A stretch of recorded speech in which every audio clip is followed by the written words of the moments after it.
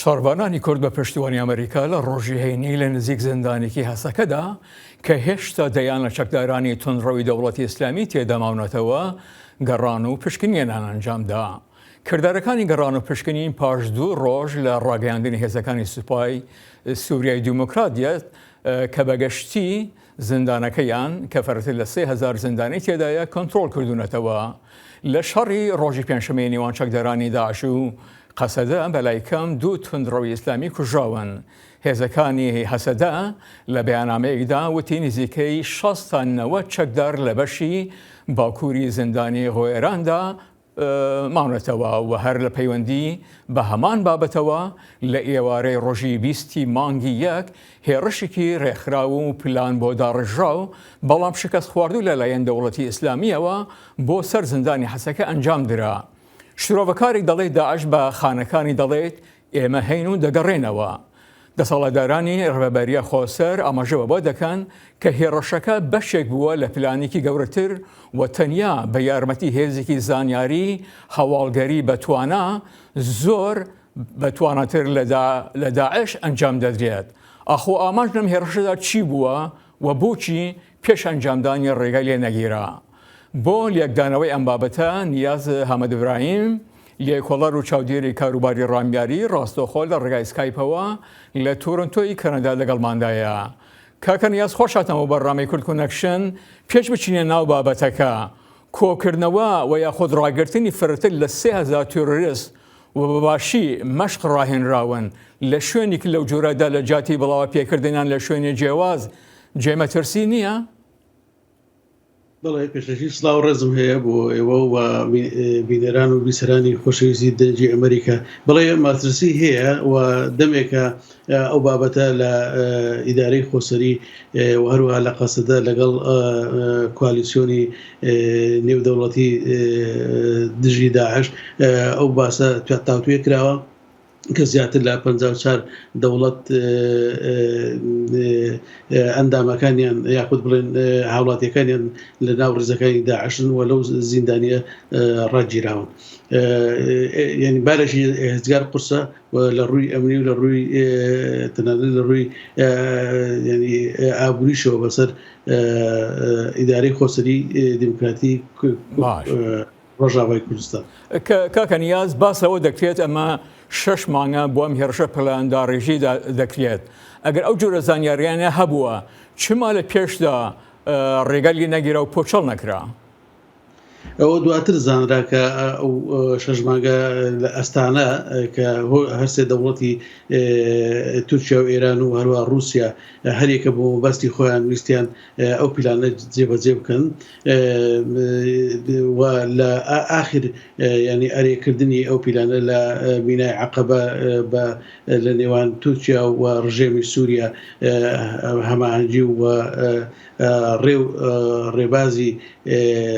هاوکاریکردنی داعش و هەروەها لە ڕووی لۆجستیەوە وە گواستنەوەیان لە تورکیاوە لە ڕێگای تەمرەوە بۆ ناو حەسەکە و هەروەها لە عێراقیشەوە بۆ ناو حەسەکە ئەو نەخشە ڕێگایە داندا بە شێوەیە کە کاری ئاساکاریشی زۆری کرد بۆ داعش. دیارە ئەوەکو پێشتریش کاکە نیاز ئامانج لەم هێرشەدا چی بوو؟ ئامانج لەم هێرشەدا ئەوە بوو کە ئەو خەتی تەلتەمر و گرێسپی و هەتا ینی حەسەکە ببەستنەوە دیسان بەڕقەوە و هەمان مۆدێلی مووسڵ لە 2000 2014 دووبارە بکەنەوە، یعنی حەسەکە بە مووسڵ بکەن. خۆی ئەوە ئامانجەکە بوو چونکە 4100 لە تیرۆریستانی پڕچەک بکرێن و ئەوانە کە ڕۆڵیان هەبوو پێشتر لە شەڕی باهۆز و لە شەڕەکانی دیکەی داعش سەرباری ئەوەی کە چەندین زیاتر لە 200-300 داعشی دیکەش لە دەرەوەی و لە ڕێگای تەلتەبر و لە ڕێگای عێراقەوە خۆیان گەیاند بووە حەسەکە. کاکە نیاز دەسەڵاتدارانی خۆسەری ڕۆژەوە دەڵێن ئەمە کارێکە بە دەرە لە توانای داعش و ئەگەر بە هاوکاری هێزێکی هەواڵگەری زۆر بەتوانان نەبی ئەم کارە ئەنجام نادرێت و شرۆڤەکارانێک نەکرد تورکیا بەڵکو رووسیا و ئیران و سووریا و بگرە پارتی دموکراتی کوردستانیش لەوە تاوانبار دەکەن. ئەمانە چ ئامانجێک پێکەوە گەریان داوە و چ بەڵگەیەک هەیە بۆ سەڵماندنی ئەو جۆرە بۆچوونانە؟ ئەو بەڵگە لەوەدایە کە پێشتر ینی پێشینە هەبووە لە شەڕی باهۆز ئەو بەکر بەغدادی لە ڕێگای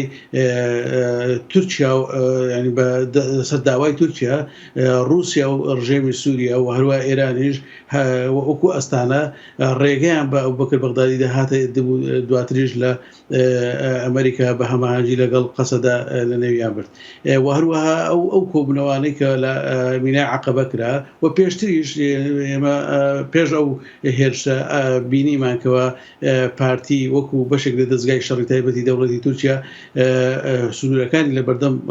لە نێوان ڕۆژاوا و باشووری کوردستان گرت ئەوە خۆی سلمێنەرە سەرباری ئەوەی ینی دەوڵەتی تورکیا بەدەیان هەزار بەڵگە دەسەلمێنرێکە لە پشت داعشە و بۆ خۆی داعش بەکاردێنێتی کاتمان زۆر نەماوە باس لەوە دەکرێت لە کاتێکدا داعش ئەم هێڕەشەی ئەنجامدا تورکیا لە هەمان کات خەریکی چەندین چالاکی بوو لە سەریکانی و گرێسیپی و هەروە بگرێت لە شنگاڵیش ئایا ئەمە بە هەڵکەوت بوو و یاخود ئەمە وەکو کەسانی دەڵێن بەشێک لە هەمان پلانە؟ لە چارچێوە ئەو پلانەدا بووە ینی دەوڵەتی تورکیا لە ئیسا و لە تەلتەبر و هەروەها لە ناوچەی شەهەبا هەمیشە بۆمبەبارانی وە لە شنگالیش دیماکە دوو شەروانی فەرماندەیی تیرۆر کرد و لە هەمان کاتیشدا دەوڵەت ڕژێمی سووریاش ئەویش ینی لە ناوچەی ڕەقا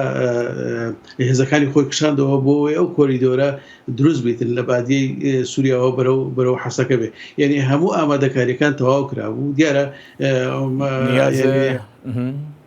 نیازە هەڵگراییم لێ کۆڕار و چاودێری کاروباری ڕامیاری کە ڕاستەوخۆ لە توڕندەی کەنەداوە لەگەڵماندا بوون زۆر سپاس. باز بۆ ئێوەش.